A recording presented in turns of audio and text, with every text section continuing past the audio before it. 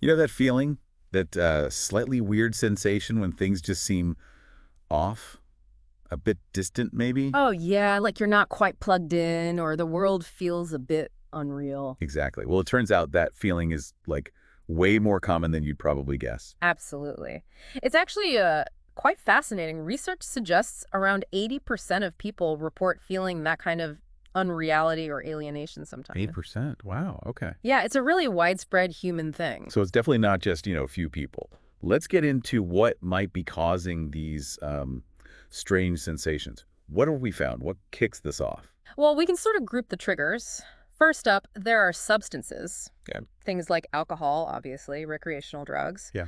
but also even certain prescription medications can shift your perception, make things feel unreal. Right. That makes sense. Anything altering brain chemistry, basically. What else? Then you've got these almost trance-like states. Translate. Yeah, think deep meditation or really repetitive movements over a long period. Even just very monotonous tasks can sometimes lead to that kind of mental detachment. Huh. Interesting. So maybe when our focus gets too narrow, or maybe too broad and unfocused, our sense of reality can wobble a bit. Sort of, yeah. And then there's the big one, stress, both physical and psychological. Okay, like what kind of stress? Well, it's simple stuff sometimes, like not getting enough sleep or being around constant loud noise or harsh artificial light. Also, Mm. being in totally unfamiliar surroundings can do it. Or just feeling overloaded, too much sensory input. Sensory overload, right? And definitely intense stress, like really high pressure situations or even life-threatening ones. Profound loneliness, too, that can trigger it. It's almost like our brain just goes, nope, too much, and creates a bit of distance, a buffer. That's a really good way to put it. Yeah, like a protective mechanism shutting things down slightly. Strong emotions are tied into this as well, especially in scary situations. And it's not always just psychological. Physical stuff counts too. Think hormonal changes or that aura some people get before migraine or an epileptic seizure. That can involve weird sensory stuff. Right, the visual disturbances and things. Wow, okay, so that's a pretty broad list of potential causes. It really is. But here's the key thing, right? For most people, this feeling, it doesn't last. Exactly. That's crucial. For the vast majority, these feelings of unreality, of alienation, they're temporary. They fade. Okay? Usually once the trigger, the stress, the substance, whatever is gone, or just with a bit of time passing, things go back to normal.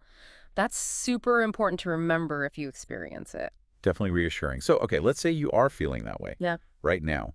What's the advice? What does our source say to actually do? The main thing, the first step is basically try to stay calm. They're calm. Okay. Yeah. Easier said than done sometimes, maybe. Well, yeah, but the source suggests kind of talking yourself through it. Remind yourself, this happens, it's common, it's somewhat understandable, there's a reason for that. Ah, okay, so why? Why focus on staying calm? What's the thinking there?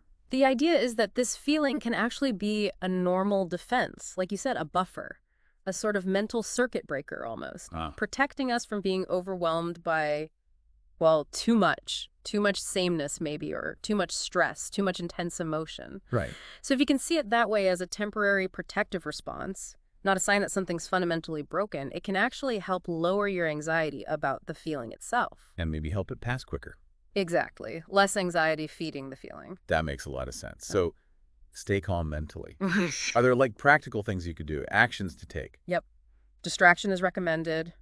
Actively try to focus on something else. like a hobby or work? Yeah, or a specific task. Also, getting outside into nature, that often helps ground people. Hmm. And connecting with friends, just being social. Okay, so grounding techniques, nature, friends, distraction, things to pull you back to the here and now. Pretty much. Huh? Shifting your attention away from the feeling itself. So the big takeaway here really is feeling detached or like things aren't quite real. Mhm.